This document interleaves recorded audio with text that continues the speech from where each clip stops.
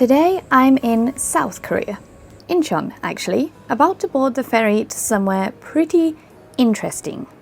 And yes, you guessed it, we're heading up north, to a place called Yeonpyeongdo.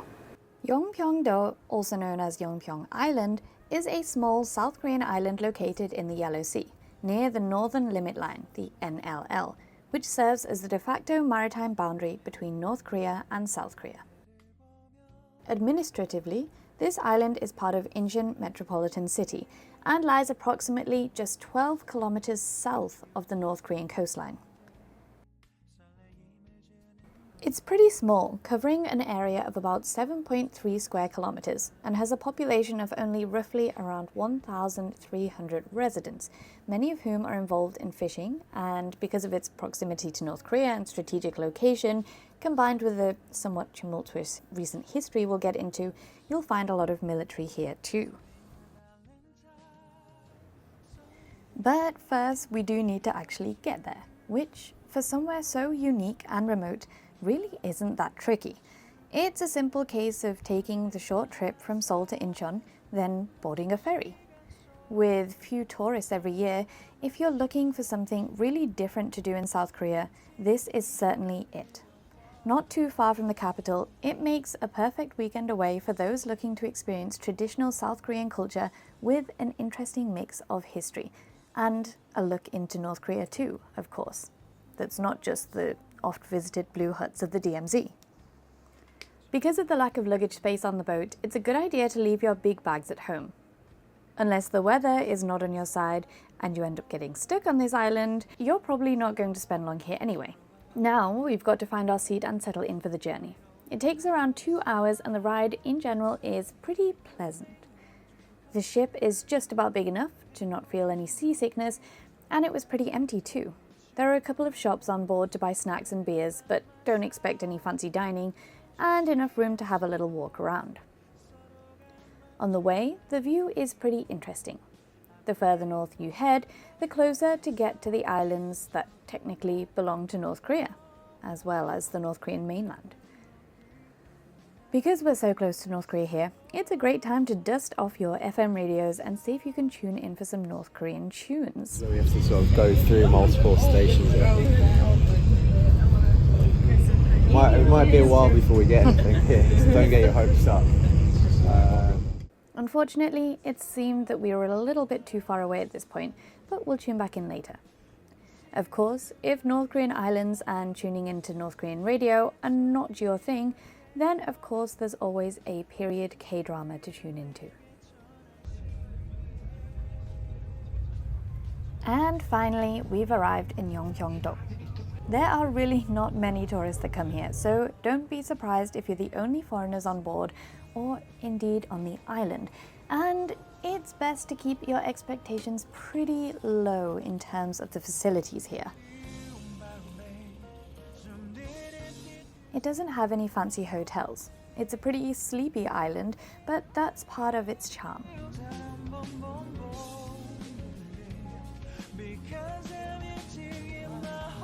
The hotel or guest house we'll be staying in tonight fits in with this vibe perfectly. Okay, let's have a look where we're staying tonight. Very traditional living. We're going to be staying in like a very traditional Korean hotel or Korean kind of residence, I guess. We'll basically be getting these blankets out here and putting them on the floor here, and that will be our bed for the night. This style is very typical of older or more traditional Korean housing. In fact, the last time I slept on one of these ondol type floors was in the city of Kaesong in North Korea.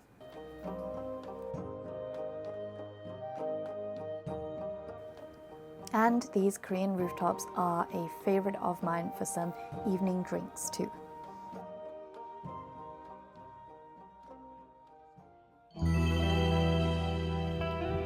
Before settling in for the evening though, we have a couple of stops to make. The first one is at a lookout point. It's a pretty long climb to get to the top, but the view is worth it. as not too far off in the distance you can see islands belonging to North Korea as well as some Chinese fishing vessels. So just right next to me, take these off, just to the left of me, right there, all of that land that you can see, we're so close to North Korea. That's all North Korea there. Kind of pretty much surrounded. Any land that's around here now, apart from the island that we're standing on, is North Korea.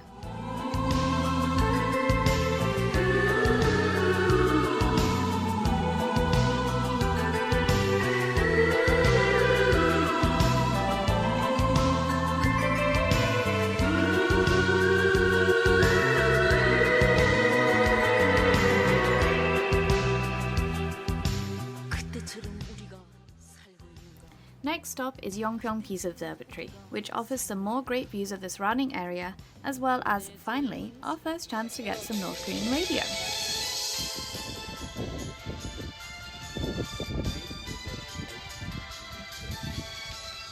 Aside from this, it's a significant landmark offering a unique vantage point to observe North Korea. It was established to promote peace and stability in the region by fostering a deeper understanding of the complex dynamics between North and South Korea, and provides visitors with panoramic views of North Korea's coastline, allowing them to witness the geographical proximity and the stark contrast between the two countries. It's equipped with high-powered telescopes and binoculars, enabling you to see North Korean military installations, villages, and everyday life across the border. I'm a sucker for a cafe with good coffee, good vibes, and a unique view, and this definitely ticks all those boxes. Obviously, with its proximity to North Korea being the main pull factor here, there's lots of North Korean focus points to this observatory, including insights into what you can see here. Right at the top, you get the best views with a well signposted map of what exactly you're looking at. The red line here signifies the North-South Korean borderline, and the mainland you can see in front is the North Korean mainland. The map shows Incheon City and follows the journey we took to get to Yeonpyeongdo. It also highlights the difference of Incheon versus North Korea's closest city, Kaesong.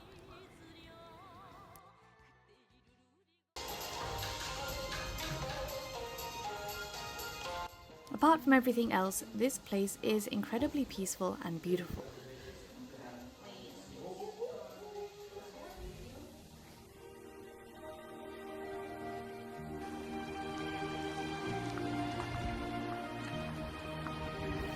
The following morning, I got up early to explore this sleepy island on a run, and I found myself caught in the sharp contrast of enjoying the peacefulness and beauty of the island whilst remembering we're only a few kilometers away from the north, and that it's only in recent history that this island was far from peaceful, which we're exploring this afternoon.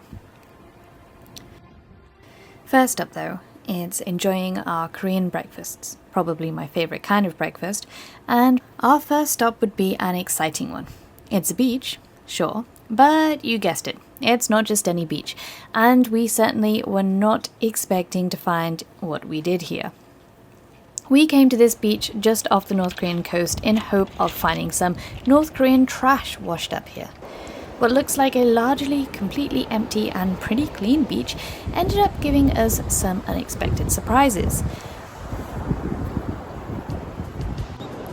Right, let's see if I can find some North Korean trash.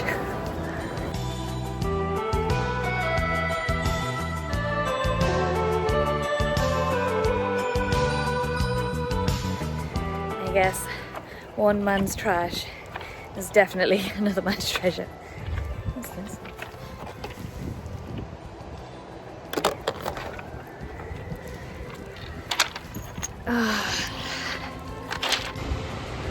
Most of this stuff is water bottles, a lot of them Chinese, all from the Chinese ships floating around close to these waters. A quick look, and yes, there was a lot of trash, most of it definitely not North Korean, and let's be honest, I didn't find anything myself.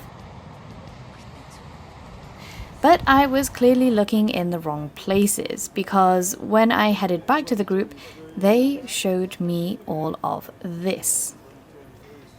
Various bits of other North Korean trash. as well as, incredibly, a North Korean military hat. We actually ended up finding 3 of these. After the excitement of the morning, we then headed to our last stop, Yeonpyeongdo Security Education Center, an exhibition on the importance of Yeonpyeongdo from a national security point of view, the Northern Limit Line, and the shelling of the island by North Korea in 2010. The exhibition is housed next to a residential home that was hit and destroyed by the bombing. The island has been at the centre of several conflicts between North and South Korea due to its proximity to the Northern Limit Line. This includes the Battle of Yeonpyeongdo in 1999 and again in 2002, which saw 2 similar instances of North Korean patrol boats crossing the Northern Limit Line, leading to a series of naval engagements and resulting in the sinking or severe damaging of ships on both sides and significant casualties. The 2010 shelling incident occurred in November when North Korean artillery fired on Yeonpyeong Island, causing significant damage, killing 2 South Korean Marines and 2 civilians, and injuring several others. The incident was precipitated by routine South Korean military exercises in the area, which included live fire drills. North Korea, claiming that South Korean shells had landed in its territorial waters, a claim that South Korea still denied, used this as a pretext to launch an artillery attack on the island. It fired around 170 shells, about 80 of which struck the island. The aftermath of the shelling incident saw further deterioration in inter-Korean relations, halting any diplomatic engagement efforts that had shown promise earlier in the decade. Today, they are certainly no better. But unfortunately, this is where our exploration of Yeonpyeongdo finishes. It's time to get back to the South Korean mainland, where we're headed to the North-South Korean border to follow it along from west to east, exploring observatories, secret tunnels, and some really interesting and off-the-beaten-path places as we go. Let me know if you're interested to see the rest of the journey, or better still, join this tour yourself. All the information is in the video description, and thanks for watching.